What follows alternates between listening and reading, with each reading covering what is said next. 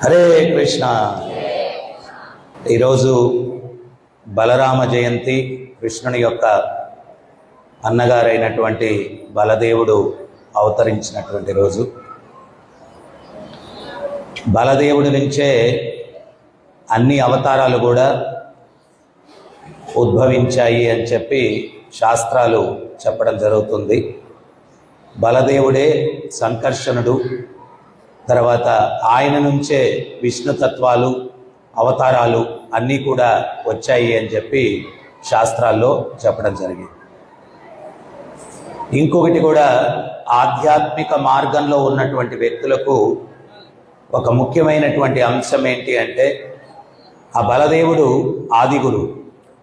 భౌతికమైన ఆధ్యాత్మికమైన బలాన్ని చేకూర్చేటువంటి వాడు బలదేవుడు.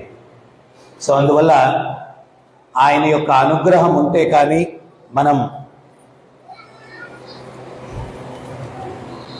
ఆధ్యాత్మికంగా పురోభివృద్ధిని సాధించేదానికి అవకాశం లేదన్నమాట. సో అందువల్ల ఆ బలదేవుని యొక్క అనుగ్రహానికి మనం ప్రయత్నం చేయాలా. మనం ఉండేటువంటిది కలియుగం. మీరందరూ కూడా ఒక విషయాన్ని ఖచ్చితంగా అంగీకరించాలా. ఏంటది అంటే, మనుష్య జన్మ మిగిలిన జీవజాతులతో పోలిస్తే ఉత్తమమైనటువంటిది. అవునా కాదా? అంగీకరిస్తారా?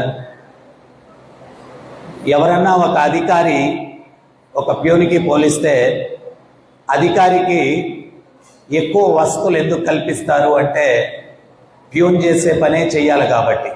అవునా? అవునా? నేను చెప్పింది అర్థమైందా మీకు? అసలు మీ మైండ్ ఎక్కడో ఉన్నట్టు. నేనేమన్నానంటే, అధికారికి, ఒక ఆఫీస్లో అధికారికి ఫెసిలిటీస్ ఎక్కువ ఎందుకు ఇస్తారు అంటే, ట్యూన్ చేసే పనే చేయాలి కాబట్టి అన్నాను. అవునా? మరి ఇందాక అవునన్నారు అన్నారు, వినట్లేదైతే మీరు. సో ప్యూన్ చేసే పనే అధికారి చేసేటట్టయితే ఆయనకి ఫెసిలిటీస్ ఇవ్వాల్సిన అవసరం లేదు. ఆ ప్యూని కన్నా ఉన్నతమైనటువంటి కార్యం ఆయన చేయాలి. అందుకోసం ఆయనకి ఉన్నతమైనటువంటి వసతులు కల్పిస్తారు అధికారికి. మరి మీరు ఇందాక ఒక మాట అన్నారు. ఏమన్నారు అంటే, మనుష్య జన్మ చాలా ఉన్నతమైంది అన్నారు. వేరే జంతువులతో పోలిస్తే మనుష్య జన్మ ఉన్నతమైంది అంటే, ఇందాక మీరు అన్నది ఏంటి అంటే, ప్యూన్ కన్నా ఉన్నతమైన పనులు అధికారి చేయాలన్నారు. ఎందుకోసం? ఆయనకి ఎక్కువ ఫెసిలిటీస్ ఇచ్చారు కాబట్టి. ఇప్పుడు జంతువుల కన్నా మనిషి ఉన్నతుడు అని మీరే ఒప్పుకున్నారు.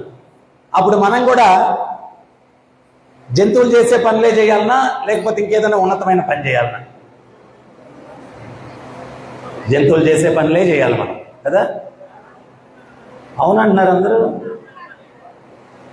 మరి జంతువులు చేసే పనులు, మనం చేసే పనులు ఏమంటో ఒక లిస్ట్ చూద్దాం. ఆహారం భుజిస్తాం మనం. జంతువులు భుజిస్తాయా? భుజిస్తాయా? నిద్రిస్తాం మనం. అవి కూడా నిద్రిస్తాయా? కొట్లాడతాం మనం. అవి కూడా కొట్లాడతాయా? సంపర్కం చేస్తాం. అవి కూడా సంపర్కం చేస్తాయా? మరి మనం అవేం చేస్తున్నాయో అవే చేస్తున్నాం మనం. అప్పుడు మనం ఎట్లా ఉన్నతులం అవుతాం చెప్పండి? ఏం చేయాలి మనం ఉన్నతులు అవ్వాలంటే?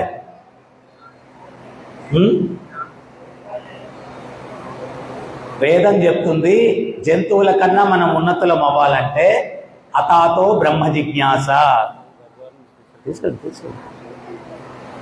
అతాతో బ్రహ్మ జిజ్ఞాస అంటే పరమ సత్యాన్ని తెలుసుకునేదానికి ప్రయత్నం చేయాలి. ఆ పరమ సత్యం ఏంటి? నేనెవరు? భగవంతుడు ఎవరు? నాకు భగవంతునికి ఉన్న సంబంధం ఏంటి? ఈ దుఃఖాలు ఎందువల్ల ఉన్నాయి? జన్మ, మృత్యువు, ముసలితనం, వ్యాధి, వీటి నుంచి బయటపడేటువంటి మార్గం ఏదన్నా ఉందా? ఇవన్నీ తెలుసుకునేదానికి మనిషికి ఉన్నత స్థితిని భగవంతుడు కల్పించాడు. ఒరే నాయనా, కుక్క పిల్లి ఎలుక ఆ జన్మల్లో అంతా కూడా ఈ 4 పనులు చేసేసావు. మనుష్య జన్మలో నన్ను గురించి తెలుసుకొని నన్ను చేరుకునే దానికి ఈ విలువైనటువంటి మనుష్య జీవితాన్ని వినియోగించు. కార్యాలయంలో అధికారికి ఉన్నత కార్యం చేయడానికి ఫెసిలిటీస్ ఇచ్చారు. మనిషికి భగవంతుడు ఉత్తమమైనటువంటి జన్మను ఎందుకు ఇచ్చాడు? మనుష్య జన్మ అంటే భగవంతుడిని తెలుసుకుని ఈ దుఃఖాలయం నుంచి శాశ్వతమైన విముక్తిని పొందడం కోసం మనకు ఈ ఉన్నతమైన జన్మ ఇచ్చాడు. కానీ మనం ఏం చేస్తున్నాం? ఆ జంతువులు చేసిన 4 పనులు చేసి నేను చాలా పెద్ద హీరోని అని చెప్పి అనుకుంటా ఉన్నాం.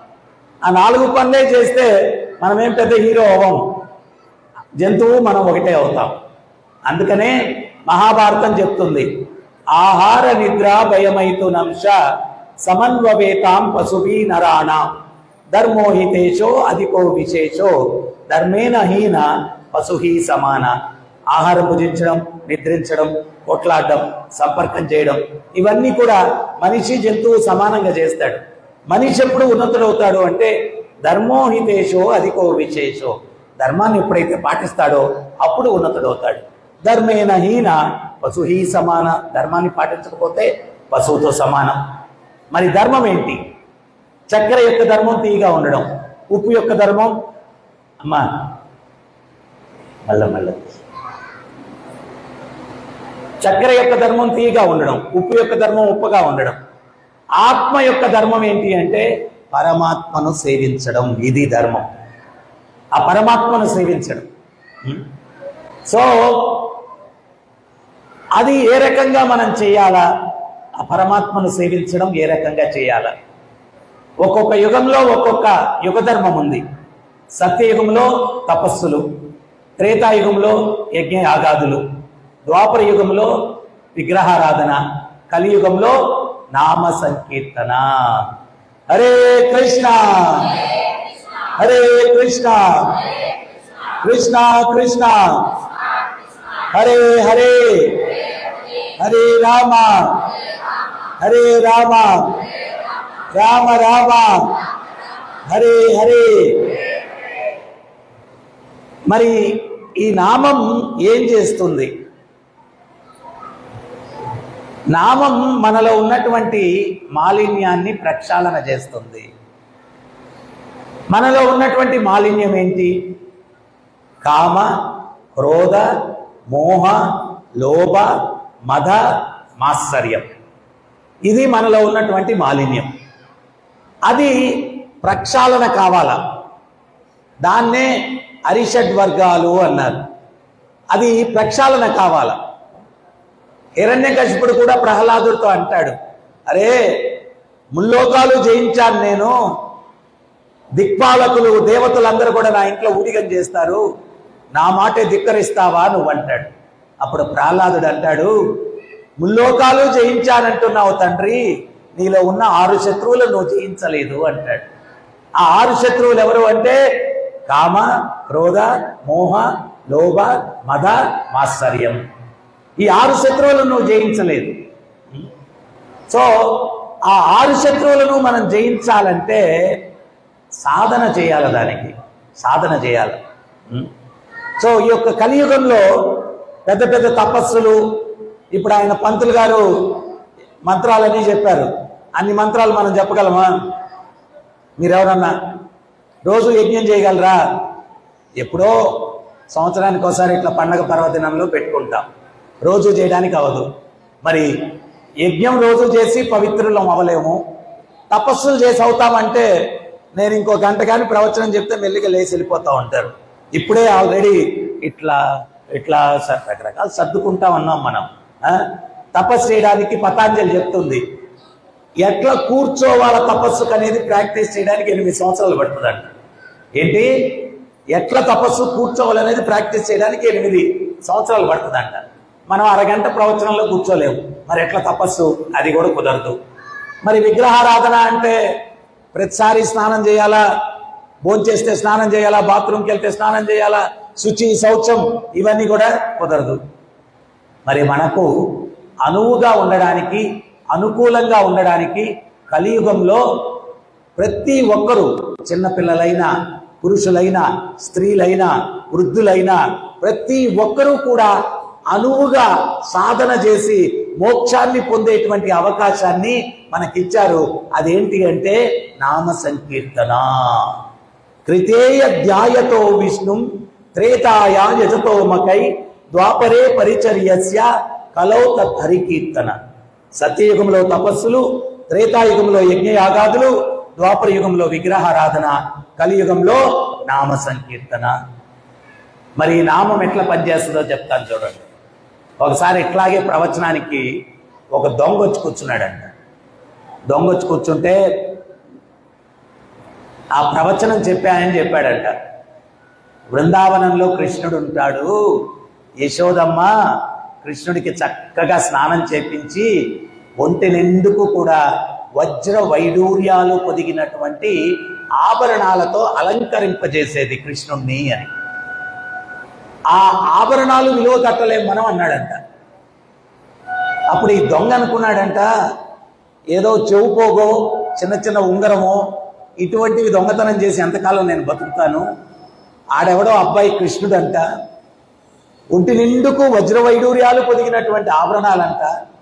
అటువంటి పిల్లోడిని ఒక్కసారి కొట్టేశానంటే అవన్నీ కూడా కాలు మీద కాలు కాదు, తల మీద కాలేసుకొని బతికేయచ్చు అని చెప్పి అక్కడెవరో అటు నిలబడి ఉన్నారంట. కృష్ణుడు ఎక్కడుంటాడు అబ్బాయి అని అడిగాడంట. ఆయన చెప్పాడు కదా బృందావనం. ఆయన అడ్రస్ తల్లిదండ్రులు ఎవరన్నారంట. ఏం చేశాడు అంటే బృందావనానికి పయనమైపోయాడు. ఆ బృందావనం ఎక్కడుందంటే ఉత్తరప్రదేశ్లో ఉంది. వీడు రాజమండ్రిలో బయలుదేరాడు. మరి ఇంతకు ముందు రోజుల్లో పెన్ను, పేపరు, సెల్ ఫోన్లో సేవ్ చేసుకోవడం ఇవన్నీ లేవు కదా. గుర్తుపెట్టుకోవాలి బుర్రలో. తల్లిదండ్రుల పేరు నందబాబా, యశోదమ్మ, ఊరు పేరు బృందావనం. దారంతా ఏం చేస్తున్నాడు? కృష్ణ కృష్ణ కృష్ణ కృష్ణ. మీకు కూడా దొరికేస్తాడు చెప్తే. కృష్ణ కృష్ణ కృష్ణ కృష్ణ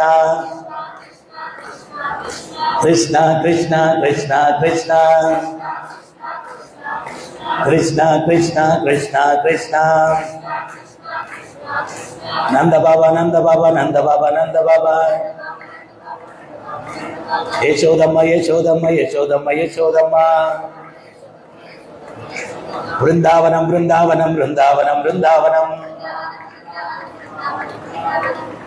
ఆడెప్పుడైతే కృష్ణ కృష్ణ కృష్ణ అన్నాడో వాడి భక్తి అకౌంట్ ఓపెన్ అయిపోయింది.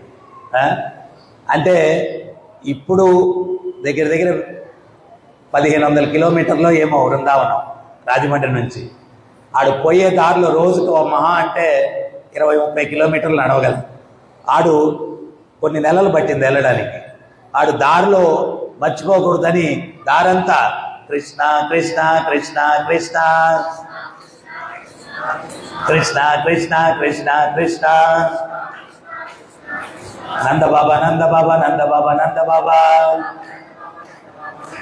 యశోదమ్మ యశోదమ్మ యశోదమ్మ యశోదమ్మ. బృందావనం బృందావనం బృందావనం బృందావనం. అట్లా జపం చేసుకుంటూ చేసుకుంటూ చేసుకుంటూ వెళ్ళిపోయాడు బృందావనాన్ని. అక్కడికి వెళ్తే బృందావనంలో చిన్న చిన్న పిల్లలు ఉన్నారు. వాళ్ళని చూసి వీడు కృష్ణుడా, ఇతను కృష్ణుడా, ఇతను కృష్ణుడా. కానీ వాళ్ళ ఒంటి మీద బంగారం లేదు. ఈడైండు. ఆ గురువు గారు చెప్పారు కదా ఒళ్ళంతా బంగారం అన్నాడు. వీడికి అసలు బంగారం గింగారం ఏం లేదు, వీడు కాదు. అక్కడ బృందావనంలో ఏంటి అంటే వీడు అమాయకంగా పోయి కృష్ణుడు ఎక్కడ ఉంటాడు, కృష్ణుడు ఎక్కడ ఉంటాడు వాళ్ళు చెప్తున్నారు. గిరిగోవర్ధనం పర్వతం దగ్గర ఉంటాడు. అక్కడికి వెళ్ళాడు. కృష్ణ కృష్ణ కృష్ణ కృష్ణ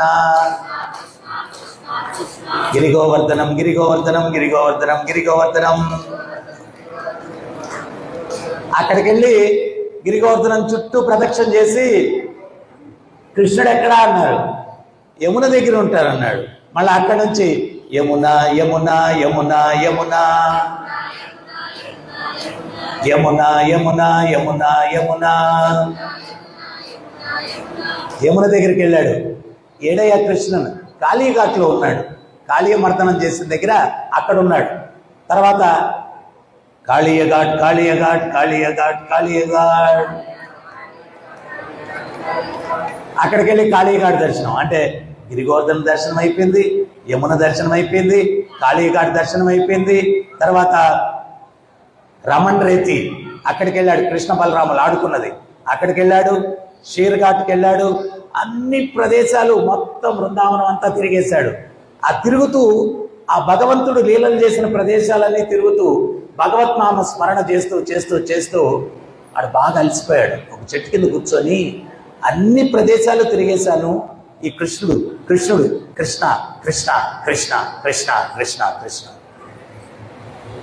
ఆడి మెడిటేషన్ ఎంత తీవ్రమైంది అంటే, ఇక్కడ ముఖ్యంగా ఏంటి అంటే, భగవంతుడు చాలా మంది ప్రశ్నిస్తారు, మనకి ఎట్లా దొరుకుతాడు ప్రభు భగవంతుడు, ఎంత తీవ్రత ఉంటే దొరుకుతాడు ప్రభు. మీరు మీ పిల్లోడిని మార్కెట్కి తీసుకెళ్ళారు, వాడు ఒక షోరూంలో ఒక బొమ్మ చూశాడు. బొమ్మ చూసి నాన్న నాకు ఆ బొమ్మ కావాలా అన్నాడు.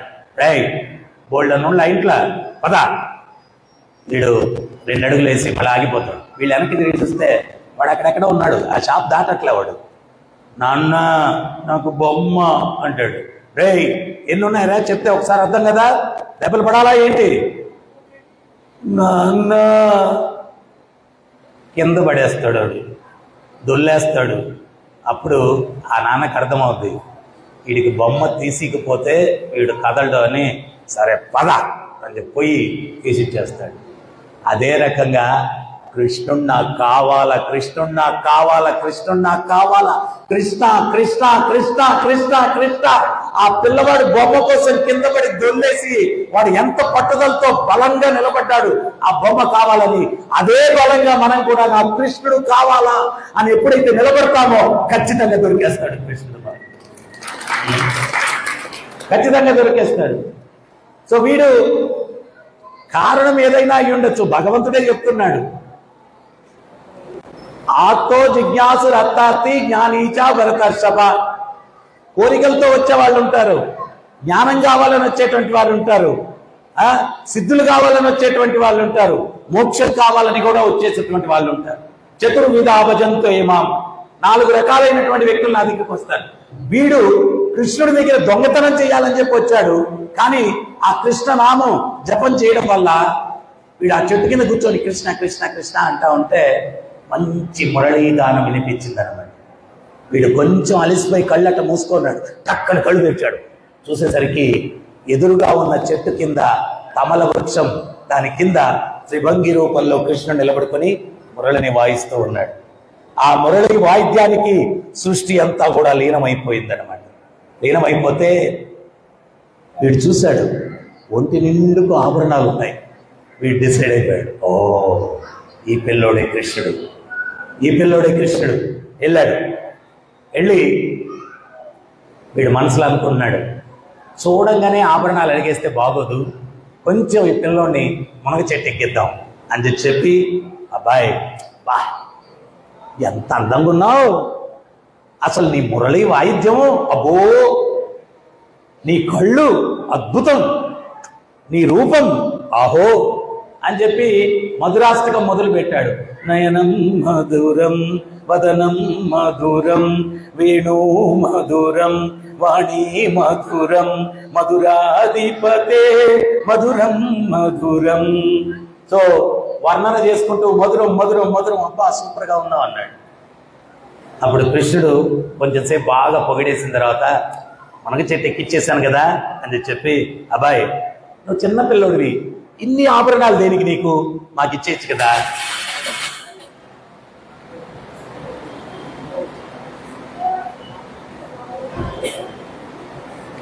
ఇన్ని ఆభరణాలు మాకు ఇచ్చేయచ్చు కదా. నువ్వు మిమ్మల్ని అందరినీ కొంచెం అలర్ట్ చేయడానికి ఎవరన్నా నిద్రపోతూ ఉంటూ లేపేద్దాం. సో ఇన్ని ఆభరణాలు దేనికి ఇచ్చేయచ్చు కదా అంటే, కృష్ణుడు అంటున్నాడు, అమ్మో ఈ ఆభరణాలు ఇచ్చేసానంటే అమ్మ యశోద ఇంకేం లేదు అన్నాడు. అప్పుడు వీడు అనుకున్నాడు, దొంగ కొంచెం తొందరపడి ముందే అడిగేశాను, ఇంకొంచెం పొగడదామని చెప్పి మళ్ళీ ఇంకొంచెం పొగడడం మొదలుపెట్టాడు. ఆ పొగడ్డంలో వీటిలో ఏదో ఒక్క నూలుపోగంత అనర్థం ఉన్నది, అది కూడా ప్రక్షాళన అయిపోయింది. ఆ ప్రక్షాళన, ఆ నూలుపోగంత అనర్థం ఎప్పుడైతే ప్రక్షాళన అయిపోయిందో అప్పుడు కృష్ణుడు ఆయన అడిగాడు. ఏమని అడిగాడు అంటే, నీకు ఈ ఆభరణాలు కావాలా అన్నాడు. అంటే అప్పుడు అతను ఏమన్నాడంటే, చూడయ్యా, నిజంగా నీ ఆభరణాల కోసమే వచ్చాను, కానీ నిన్ను చూసిన తర్వాత, నీ నామం చెప్పిన తర్వాత నాకు ఇప్పుడు ఏమనిపిస్తుందంటే, నీ ఆభరణాలు నాకొద్దు, నువ్వు నాకు కావాలా, నేను నీతో ఉండొచ్చా అని చెప్పి అడిగాడు. నేను నీతో ఉండొచ్చా అని అడిగాడు. అప్పుడు కృష్ణుడు ఆ దొంగకి మోక్షాన్ని ప్రసాదించాడు. సో నామం ఇటువంటి పరివర్తన తీసుకొని వస్తుంది. వాడు దొంగతనం చేయాలని వెళ్ళాడు. మనలో కూడా ఈ ప్రపంచంలో ఉన్న సర్వ సృష్టి కూడా భగవంతునిదే. దాన్ని మనం ఎట్లా అనుభవించాలా, ఆయన లేకుండా ఎట్లా అనుభవించాలా అని మనం పరితపిస్తూ ఉన్నాం ఈ భౌతిక జగత్తులో. కానీ ఎప్పుడైతే ఆ భగవత్ నామం మనం ఎప్పుడైతే చేస్తామో ఆ దొంగలో కలిగినటువంటి పరివర్తన మనలో కలుగుతుంది, మార్పు మనలో కలుగుతుంది. మనలో ఉన్నటువంటి 6 శత్రువులు పోతారు, ప్రక్షాళన అవుతుంది. కామ, క్రోధ, మోహ, లోభ, మద, మాత్సర్యం. అయితే ఈ ప్రాసెస్లో ఒక్కటి మనం జాగ్రత్త వహించాలి. ఏంటది అంటే, ఆ నామం చేసేటప్పుడు ధ్యానం పెట్టి నామం చేయాలా. చేతిలో జపమాల, మనసులో వైజయంతిమాల కుదరదు.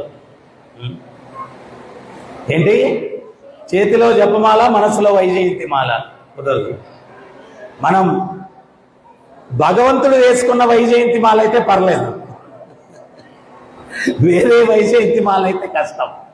సో ఆ యొక్క ఏ రకమైన ధ్యానంతో నామం చెయ్యాలా అనేది ఒకటి చెప్పి నేను ముగిచ్చేస్తాను. ఇదే గోదావరి తీరంలో ఒక భక్తుడు ఉన్నాడంట. ఆయనకి ఇట్లాగా భగవంతునికి ఉత్సవాలు చేసుకోవాలా, వైభవంగా కార్యక్రమాలు చేసుకోవాలని కోరికంట. అయితే బీదవాడు. ఒకరోజు ఇట్లా, భగవంతుణ్ణి సేవించుకునేదానికి డబ్బు అవసరం లేదు, మానస పూజ కూడా చేసుకోవచ్చు. మనసులో నువ్వు ఏదైతే భగవంతుని అవన్నీ మనసులో చేసుకోవచ్చు అని చెప్పాడండి. అరే, ఇన్ని రోజులు ఈ సత్యం తెలియక డబ్బు లేకపోతే నేను భగవంతుణ్ణి సేవించుకోలేనేమో అని చెప్పి నేను భగవత్ సేవా కార్యక్రమాన్ని వాయిదా వేసుకుంటూ ఉన్నాను. డబ్బు వచ్చినప్పుడు నేను బాగా వైభవంగా చేసుకుంటాను భక్తి, భగవంతుడికి సేవ అని. డబ్బు లేకపోయినా మానస పూజ చేసుకోవచ్చు అంట కదా అని చెప్పి ఈ గోదావరి తీరంలో చక్కగా గోదాట్లో స్నానం చేసి ఒక చెట్టు కింద కూర్చొని పద్మాసనం వేసుకొని కళ్ళు మూసుకొని కూర్చున్నాడు. కూర్చొని ఏం చేశాడంటే, మనసులో భగవంతునికి ఈ రకంగా ఒక దివ్యమైన భవ్యమైన మందిరాన్ని నిర్మించాడు. ఏంటి? మనసులో పెద్ద మందిరం నిర్మించాడు. విగ్రహాలు తీసుకొచ్చాడు. ప్రాణప్రతిష్ఠ కార్యక్రమం, బంగారు పాత్రల్లో పుణ్య జలాలన్నీ తీసుకొని వచ్చి స్వామివారికి సంప్రోక్షణ చేశారు. ప్రాణప్రతిష్ఠ అయింది. అలంకరణ చేశారు. ఆభరణాలన్నీ కూడా అలంకరణ చేశారు. అప్పుడు నైవేద్యం పెట్టాలి. ఆ నైవేద్యం పెట్టేటప్పుడు మనసులోనే చక్కెర పొంగలి వండాడు. వండి భగవంతునికి తినేదానికి వేడి ఎక్కువగా ఉందా తక్కువగా ఉందా అని పరిశీలించడం కోసం మనస్సులో తాను వండినటువంటి ఆ యొక్క చక్కెర పొంగల్లో ఏలు పెట్టి తనిఖీ చేశాడు. ఆయన మెడిటేషన్ ఎంత తీవ్రంగా ఉండిందంటే, మనసులో వండినటువంటి చక్కెర పొంగలి వేలు పెడితే నిజం కాలింది. కృష్ణ అన్నాడు. వైకుంఠంలో స్వామి పెద్దగా నవ్వుతూ ఉన్నాడు. లక్ష్మీదేవి ఎందుకు స్వామి నవ్వుతున్నారంటే ఏం సమాధానం చెప్పలేదు. అక్కడ ఉన్నటువంటి విష్ణుదూతలకు ఆదేశించాడు స్వామి. వాళ్ళు వచ్చి ఆ భక్తుడిని పుష్ప విమానంలో ఎక్కించుకొని నేరుగా వైకుంఠానికి వెళ్ళారు. వైకుంఠానికి వెళ్తే ఏంటి, వైకుంఠానికి వెళ్తే లక్ష్మీదేవి నవ్వుతూనే ఉన్నాడు భగవంతుడు. ఈ భక్తుడిని తీసుకొని వచ్చారు. లక్ష్మీదేవితో ఏమంటున్నారంటే, ఏ దేవి, నేను ఎందుకు నవ్వాను అంటే, ఈ భక్తుడు మనసులో ధ్యానం చేస్తూ చక్కెర పొంగలి వండి దాన్ని వేడిగా ఉందా లేదా అని తనిఖీ చేయడానికి వేలు పెడితే ధ్యానంలో అతని యొక్క తీవ్రత ఎంత ఉందంటే నిజంగానే వేలు కాలింది. అంత తీవ్రంగా నా సేవ పట్ల ధ్యానం చేశాడు కాబట్టి నాకు ఆనందం వేసి వాడికి మోక్షాన్ని ఇచ్చాను, వైకుంఠానికి తీసుకొని వచ్చాము అని. సో మనం నామం చేసేటప్పుడు స్పష్టంగా వింటూ ఆ నామాన్ని మనం చేసినప్పుడు ఈ హృదయంలో ఉన్నటువంటి మన 6 శత్రువులను ఎందుకన్నారు? కామ, క్రోధ, మోహ, లోభ, మద, మాత్సర్యాలు. వీటిని శత్రువులను ఎందుకన్నారు చెప్పండి? శత్రువు అని ఎవరిని అంటారు? ఎవరైతే మనకు కష్టాన్ని కలిగిస్తాడో వాడు శత్రువు అంటారు. కోపం, దాంతో ఏదైనా పని చేసాం, రియాక్షన్ ఏమవుతుంది? నష్టం జరుగుతుంది. ఒక చిన్న పిల్లవాడు చాక్ పీస్ తీసుకొని తండ్రి కొత్తగా కారు కొనుక్కుంటే దాని మీద ఏదో రాస్తున్నాడంట. ఈ తండ్రి దూరం నుంచి ఏదో పని చేస్తే చూసి వాడి మీదకి సుత్తిసిరాడంట. అది వాడి చేతి మీద పడి వేలు కట్ అయిపోయింది. డాక్టర్ల దగ్గరికి తీసుకెళ్తే ఇంకా అది పనికిరాదు, వాడికి 1 వేలు పోతుంది అన్నారంట. సరే, అది అయిపోయింది, ఆపరేషన్ అంతా అయిపోయింది. ఇంటికి వచ్చిన తర్వాత ఆ తండ్రి అసలు నా కుమారుడు కారు మీద ఏం రాశాడో చూద్దామని చెప్పి పోయాడంట. పోయి చూస్తే ఆ పిల్లవాడు చాక్ పీస్తో ఏం రాశాడంటే, ఐ లవ్ మై డాడ్, నా తండ్రిని నేను ప్రేమిస్తాను అని చెప్పి రాశాడు. కానీ తండ్రి ఏం చేశాడు? కోపం వల్ల సుత్తిసిరేశాడు. సో కోపం కానీ, కామం కానీ, కామ, క్రోధ, మోహం, ఇల్యూజన్, మాయ, మోహం కానీ, మదం కానీ, మాత్సర్యం, ఇవన్నీ కూడా మనకు కష్టాన్ని కొని తెస్తాయి. శత్రువు అని ఎవరిని అంటారు? కష్టాలు ఇచ్చేవాడిని శత్రువు అంటారు, అవునా కాదా? సో ఈ 6 కూడా మన హృదయంలో కూర్చొని ఉన్నారు. వాటిని మనం అనుసరిస్తే మనకు కష్టం వస్తుంది. అటువంటి 6 శత్రువులను జయించాలా అంటే, ఆ 6 శత్రువులను జయించగలిగినటువంటి శక్తివంతుడు ఎవరయ్యా అంటే, హిరణ్యకశిపుడు ముల్లోకాలు జయించాడు, ఆ 6 శత్రువులను జయించలేకపోయాడు. అటువంటి హిరణ్యకశిపుడిని సంహారం ఎవరు చేశారు? నరసింహ భగవానుడు చేశాడు. అందువల్ల ఆ శ్రీహరిని మన జీవితంలో ఆహ్వానిస్తే మనలో ఉన్న 6 శత్రువులను చంపేస్తాడు. 6 శత్రువులు ఎప్పుడైతే సంహారం అవుతాయో ఉన్నంత వరకు ప్రశాంతంగా జీవితం గడుపుతాం. ఈ జీవితం అయిపోయిన తర్వాత ఆ స్వామి దగ్గరికి చేరుకుంటాం. ఎంతమంది మీ 6 శత్రువులను సంహారం చేయడానికి స్వామిని ఆహ్వానిస్తారు? ఎట్లా పిలవాలి స్వామిని?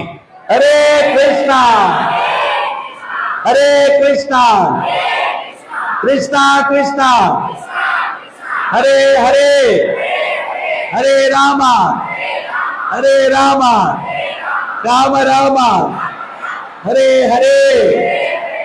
ఇతి షౌడశక నామ్నాం కలికల్ముషనాశనం నాతరో పరతరోపాయత్ సర్వ వేదేషు దుచ్చతి. ఈ 16 పదాలైన భగవంతుడు ఎవరైతే చెప్పిస్తారో కలి కల్ముషనాశనం, కలికాలంలో ఉండే కల్ముషాలన్నీ కూడా నాశనం అవుతాయి. నాతరో కర్తరోపాయత్ సర్వ వేదేషు దుష్యతి. వేదాలు మొదటి నుంచి చివరి దాకా తిరగవేసిన ఇంతకు మించిన తరుణోపాయం లేదు. సో అందువల్ల మన శత్రువులు బయట లేరు. ఏంటి? మన శత్రువులు బయట లేరు, మనలోనే ఉన్నారు. ఆ శత్రువుని జయించడం కోసం ఆ ఎంట్రన్స్లో ఈ మంత్ర కార్డ్ అని ఉంటుంది. ఆ అస్త్రం తీసుకొని వెళ్ళండి. తీసుకొని వెళ్ళి రోజు ఒక 10 నిమిషాలు మీ శత్రువుల నాశనం కోసం ఈ యొక్క మహామంత్రాన్ని జపించండి. ఆ మహామంత్రం వల్ల మీ యొక్క శత్రువులు నాశనం అవుతారు. ఎప్పుడైతే శత్రువులు నాశనం అవుతారో పీస్ఫుల్గా జీవితం గడపచ్చు, ఆనందంగా గడపచ్చు, అమృతతుల్యంగా జీవితాన్ని గడపచ్చు. జీవితాంతంలో మళ్ళా ఈ కుళ్ళు ప్రపంచానికి రాకుండా స్వామిని చేరుకోవచ్చు. ఎంతమందికి అది కావాలా?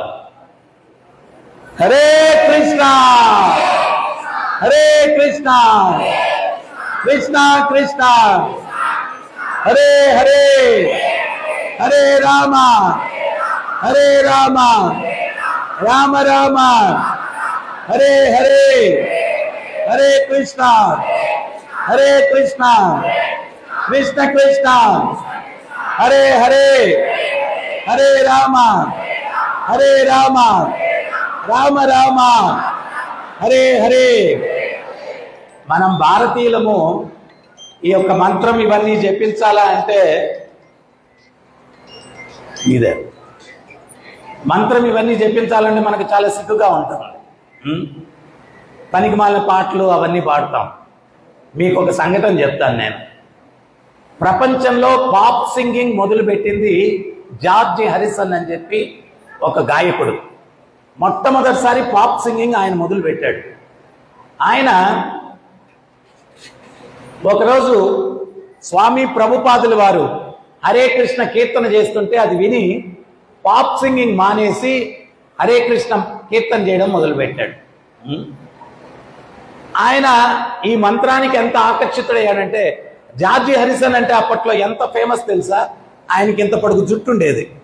ఆయన పాటలు పాడుతూ ఒక వెంట్రుకి ఇట్లాగి చూపిస్తే 55 సంవత్సరాలు 60 సంవత్సరాల కిందట ఆ ఎంట్రుకి ₹1,00,000 ఇచ్చేవాళ్ళంట. 55-60 సంవత్సరాల కిందట అంత ఫేమస్ ఆయన. ఆయన ఈ పాప్ సింగింగ్ మానేసి ఓ మై స్వీట్ లార్డ్ అని చెప్పి కృష్ణుని మీద ఒక ఆల్బమ్ తయారు చేశాడు. అప్పట్లో అన్య మతస్థులు మన మతంలో పుట్టి కృష్ణుని మీద పాటలు పాడుతున్నాడని ఒకరోజు ఆయన గార్డెన్లో పని చేసుకుంటుంటే ఉదయంతో ఆయన ఇంట్లో వచ్చి కత్తితో పొడి చేశారు.